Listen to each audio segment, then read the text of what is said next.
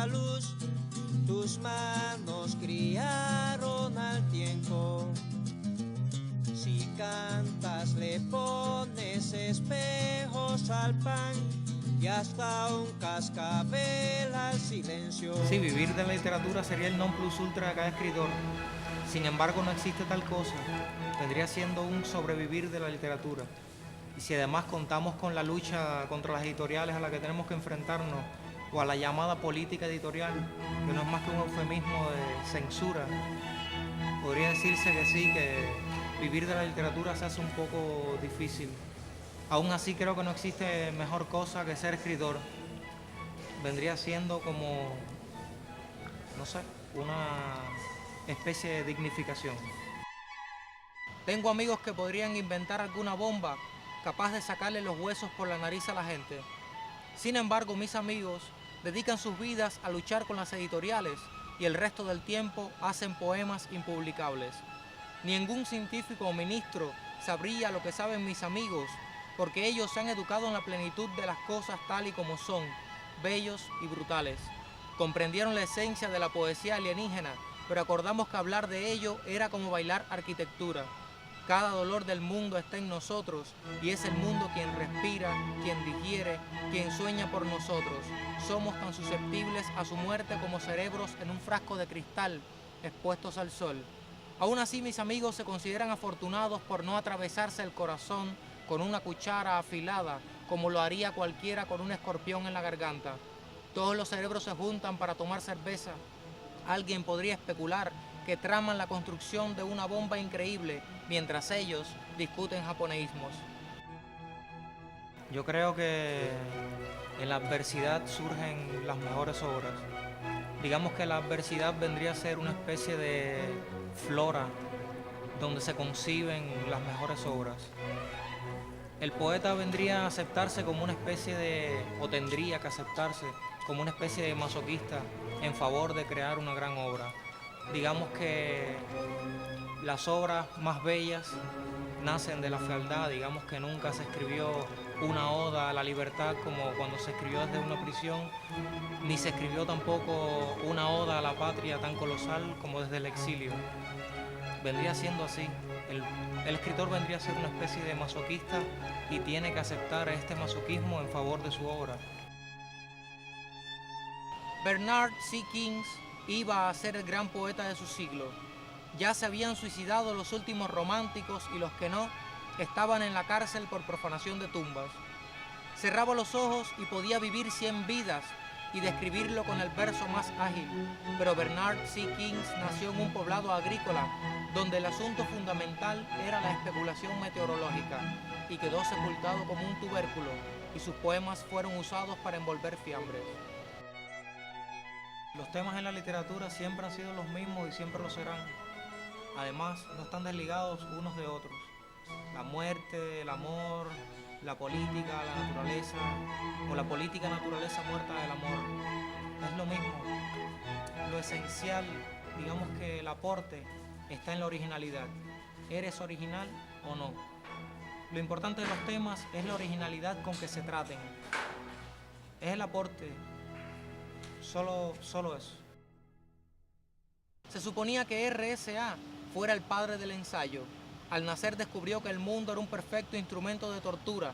A los 6 recitaba las doctrinas secretas de Blavatsky, poseedor de múltiples reencarnaciones que iban desde un camello para ponerse en armonía con el psiquismo animal, hasta el mismo Gotama daba respuesta a polémicas trascendentales, pero R.S.A. murió de una patada en el hígado mientras calzaba una yegua en su oficio de herrero.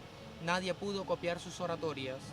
Acusado de alta traición, Michel Pérez, novelista, fue ejecutado. Lo cremaron en los hornos de carbón de un país extranjero y sus aportes literarios, plagiados medio siglo después por un maestro de gramática, se utilizaron en la campaña retórica del que sería el dictador de las islas. Sus cenizas permanecen en manos de un coleccionista privado. Estos hombres, con un alma de 500 toneladas, resbalaron con una cáscara de plátano y fueron vomitados por la historia. Cada pieza de literatura viene a ser un testimonio, desde el autor, desde la ciudad que habita o imagina, desde la época. y lo que yo prefiero desde el mundo. Digamos que venimos a ser una especie de ciudadanos del mundo. A través de nosotros, del autor, se filtra un cúmulo de información que genera ese testimonio, el testimonio del mundo, de ese en el que vivimos y que de alguna manera nos atraviesa. Un tipo que asegura conocerme pregunta dónde he estado metido todos estos años. Pensé decirle que había estado metido en una clase de limbo donde solo se puede ejecutar una receta de espaguetis con vegetales. Esa clase de limbo donde no amas ni deseas, donde no duermes y cuando lo haces el día pasa como el TGV, donde te molesta que nada en el fondo sea difícil pero es aparentemente imposible. Un limbo de sudor y sueños interrumpidos por alienígenas, donde todos los sonidos caben apretujados en un fuerte dolor de cabeza contagioso. Un limbo contraído directamente de la isla, un limbo para hurgar por hurgar, un limbo feroz como un carcinoma, un limbo solamente trascendido por el miedo a una muerte aplazada por una vida de fracasos. Pero le dije que había estado construyendo refugios en Vaca Muerta, piezas de concreto fundido para túneles, piezas grandes y pequeñas, túneles para niños y túneles para adultos, por si llega la guerra a Vaca Muerta. Temo más que nada la similitud entre los refugios y las tumbas colectivas, le dije. Antes de irse, el tipo me comentó que todo el asunto de las vacas muertas y los túneles le sonaba al aviso de una isquemia. Yo le temo al limbo, me dijo, al limbo solamente trascendido por el miedo a una muerte inmediata. Algunos me consideran un escritor nihilista, corrosivo. Digamos que otros dicen que soy demasiado sincero. Algunos cómicos, otros sátiros, un sátiro incluso me han llamado. A mí realmente eso no me interesa. Digamos que para mí lo esencial vendría a ser la orfebrería de la palabra, cómo se construye ese poema, el cuerpo del poema en sí. Ese viene a ser un tema, eso viene a ser, digamos, el ritmo, el tono, el tempo. El poema no se construye solamente con qué es lo que va a decir el poema, sino cómo lo va a decir, en quién se convierte ese poema, quién llega a hacer ese poema. Digamos que la orfebrería de la palabra vendría siendo cada ladrillo, cada pieza, cada engranaje que viene a conformar al final la visión final. Es eso. Diamanda insiste en lanzarse al río infestado de rocas. Ha estado demasiado tiempo sobre el puente como para descubrir que cruzarlo es tan irrelevante como permanecer. Ella esperaba que por una vez las estructuras humanas se justificaran. Llegará el momento en que Diamanda descubra que saltar tiene la misma irrelevancia que cruzar.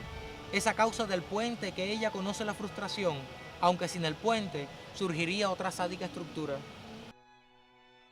Se selecciona el largo y la sonoridad de la palabra para luego colocarla entre otras palabras que también han sido audicionadas y medidas. Cuando esto ocurre viene a ser como una especie de posesión espiritista. Vendría a ser una especie de medium rítmico, no sé. Un amigo en Manzanillo, en la playita, un amigo trovador, me dijo que mi manera de escribir, él la definía como poesía de olla de presión o algo parecido. Dice él que yo colocaba palabras duras entre otras palabras que venían a ablandar el sonido de esas palabras. Y al final todas las palabras pasaban sin ningún tipo de choque, ¿no? Y me parece bien, me parece que lo definió bastante bien. A mí me interesa mucho el sonido, cómo suenan esas palabras, la musicalidad, digamos.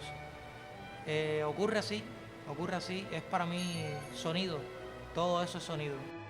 Un perro blanco devora a un perro negro mientras el perro negro devora al perro blanco.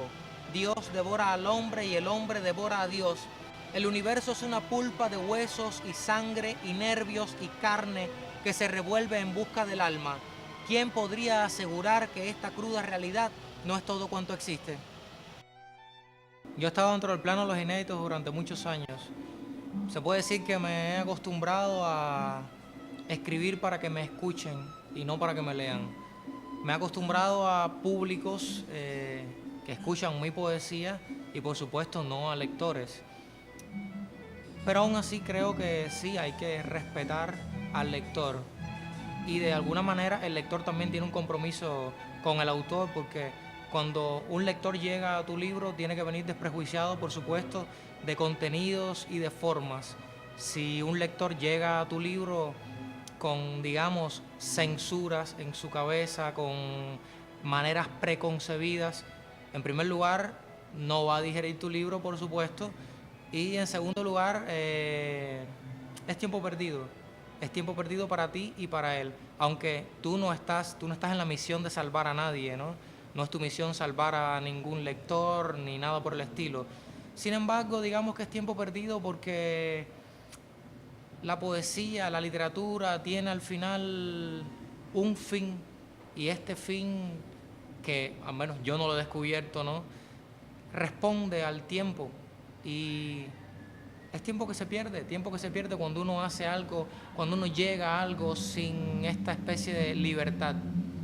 Y sí, los públicos, los lectores necesitan de tu libertad para que le entregues una obra bien concebida, y necesitan ellos también venir a tu obra con la mente libre también, para que puedan, digamos, que sacar el mayor provecho o la mayor información que tú quisiste darle.